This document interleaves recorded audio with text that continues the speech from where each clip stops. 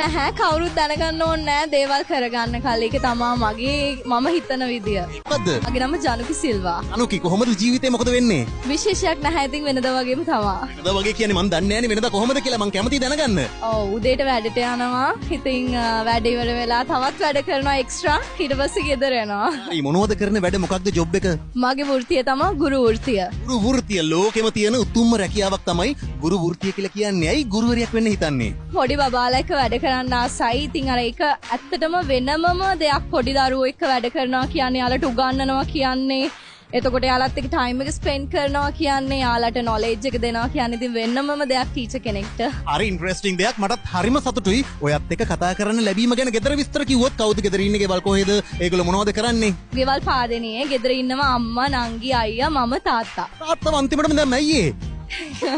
හරි අම්මා තාත්තා මොනවද කරන්නේ? අම්මා බියුටිෂියන් කෙනෙක් තාත්තා බිස්නස්. තාත්තා බිස්නස් කරනවා අම්මා බියුටිෂියන් කෙනෙක්. දැන් කියන්නකෝ දුව ගුරුවරියක් වුණා. අම්මයි තාත්තයි කොච්චර සතුටුයිද ඔයාගේ මේ දියුණුව ගැන, ඔයාගේ අනාගතය ගැන, ඔයා ජීවිතය දිනීම ගැන. ඔව් එයාලට ගොඩක් සතුටුයි. මොකද එයාලට ඕනේ මම ගුරුවරියක් වෙනවා දකින්න. අම්මගේ තාත්තගේ දෙන්නගම හීනයක්. ඔව් ඉතින් එයාලා පොඩි කාලේ ඉඳලා මට පාත් එක පෙන්නුවා. ඉතින් පස්සේ මම මගේ දේවල් කරගත්තා. කැරියර් එක හදාගත්ත අද වෙද්දි බොහොම ලස්සන ජීවිතයක් ගත කරනවා. ගොඩක් වෙලාවට ගැහණු ළමයි හරි මෝඩයි ආදරේදී. ඔය ආදරේදී මොන වගේ ගෑනු ළමෙක්ද? මම ආදරය ගැන ලොකුවට දේවල් කියන්න දන්නේ නැහැ. හැබැයි මම හරිම කෙනා තෝරගෙන ඉන්නවා. හරි ආදරය ගැන ගොඩාක් දේවල් ලොකුවට කියන්න දන්නේ නැහැ. හැබැයි ඔයා කියනවා මං හරිම කෙනා තෝරන් කියලා. එහෙම කොහොමද කියන්නේ? ඒක දැනෙනවා එයා මට ට්‍රීට් කරන විදියට. එයා ගොඩක් හොඳ අවංක කෑරින් කෙනෙක්. කෑරින් කියනවා අවංකයි ඔයාට ආදරය කරනවා. දැන් කියන්නකෝ අනාගත බලාපොරොත්තු මොන හරි තියෙනවද විශේෂ දේවල්? දැමම කියන්න අදහසක් නැහැ. ඒ ටික ඉස්සරහට අචීව් කරගත්තොත් මම කියන්න. හරි ඒ කියන්නේ ඇස්වහ වදී කියලා කවුරු හරි දැනගත්තොත් ඒව කරගන්න බැරි වෙයි කියලා බයයිද? බය නැහැ කවුරුත් දැනගන්න ඕනේ නැහැ දේවල් කරගන්න කලින් ඒක තමයි මම හිතන විදිය. ඒක තමයි මම හිතන විදිය මගේ සිතුවිල්ල මගේ සිතුවිලි වලට අනුව තමයි මම මගේ ජීවිතය ගත කරන්නේ. පුංචි කාලේ ඉඳලා වගේ හීන වලට යන්න ඔයා කොච්චර කැපකිරීම කරාද?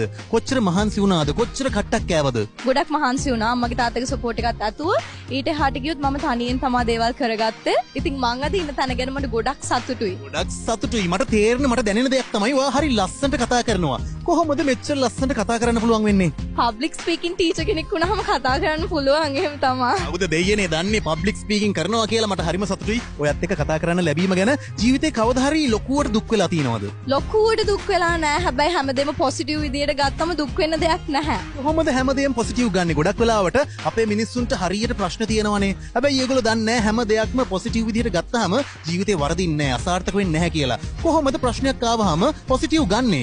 ඇත්තටම ප්‍රශ්නයක් ආවම ඒක හිතනවට වඩා අපේ ලයිෆ් එකේ තව දේවල් තියෙනවා අපිට කරගන්න. එක ප්‍රශ්නයක් වුණාම ඒක ගැනම හිත ඉන්න නැතුව අපිට පුළුවන් අපේ ලයිෆ් එකේ තියෙන අනිත් දේවල් වලට ફોකස් කරන්න. මගේ ජීවිතේත් ප්‍රශ්න එනවා.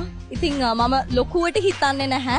මේ හැමදේම ඉතින් අපි ඉන්න කල් විතරනේ. චූටි කාලේ ජීවත් වෙන්නේ. ඔව් අපිට කරන්න තියෙන දේවල් වලට ફોකස් කරලා අපේ වැඩ ටික කරගෙන අපි අපේ ටාගට්ස් වලට ගියාම අපිට දුක් වෙන එක ගැන හිතන්න කාලයක් නැහැ ඇත්තටම. ගොඩක් වෙලාවට කාර්යබහුල වුණාම අඬන්න දොඩන්න කාලයක් නැහැනේ. එහෙම මිනිස්සු මේ ලෝකේ ගොඩාක් ජයග්‍රහණය කරලා තියෙනවා. සාර්ථක වෙලා තියෙනවා. අම්මටයි තාත්තටයි කොච්චර ආදරේද?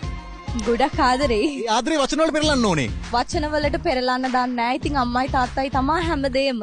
හැමදේම මුළු ලෝකයක්ම අම්මයි තාත්තයි එක ළමයි දින්නේ අම්මටයි තාත්තටයි. මං කලින් කිව්වා වගේ 3 දෙනෙක් ඉන්නවා. 3 දෙනෙක් ඉන්නවා. ඒ 3 දෙනාත් එක්ක ගත කරපු පුංචි කාලේ ඉඳලා මේ දක්වා ජීවිතය. ඔයාට දැනෙන්නේ මොන වගේ එකක් කියලාද? ඉතින් ඒ කාලේ හරි ලස්සනයි. නංගි තාම ස්කූල් යනවා. අයියා නම් ජොබ් එකක් කරනවා. යා රට ඉන්නේ. පුංචි කාලේ හරි සුන්දරයි. ටිකෙන් ටික කට්ටිය ලොකු වෙනවා, බිසි වෙනවා, තමන්ගේ ටාගට්ස් වලට යනවා. ආයිත් ඒ කාලේට යන්න තිබ්බනම් හොඳයි. පොඩ්ඩක් මේ බිසි ලයිෆ් එකකින් අයින් වෙලා. හැබැයි ඒ කාලේට ආයෙත් යන්න හම්බෙන්නේ නැහැ. හැබැයි ඒ සුන්දර මතක අපේ හදවතේ හිර වෙලා හැංගිලා බොහොම ආදරණීයව තියෙනවා. බොහොම ස්තුතියි ඔයාට මගෙත් එක්ක කතා කරන්න එකතු වුණාට. වැඩ කරන සෙට් එකේ ෆිට් එක සිරස ලන්ච් ටයිම් ටීවී ගැන මොනවද කියන්න තියෙන්නේ? ඔව් ඇත්තටම හොඳ වැඩසටහනක්. මම ටීවී එකේ දැකලා තියෙනවා. ඔයාලා ගිහිල්ලා වැඩ කරන අයගේ දුක බෙදා ගන්නවා. යාළගේ අයිඩියා ෂෙයා කර ගන්නවා. ඇත්තටම තව කෙනෙක් එක්ක ගිහලා කතා කරනවා. ඇත්තට මේක වටින දෙයක්. ගොඩක් හොඳ දෙයක්. ඉතින් මාත් එක්කත් කතා කරාට ස්තුතියි. ස්තුතියි ඔයාටත් මගෙත් එක්ක කතා කරන්න සෙට් වුණාට බොහොම ස්තුතියි. ජය වේවා. ජය වේවා.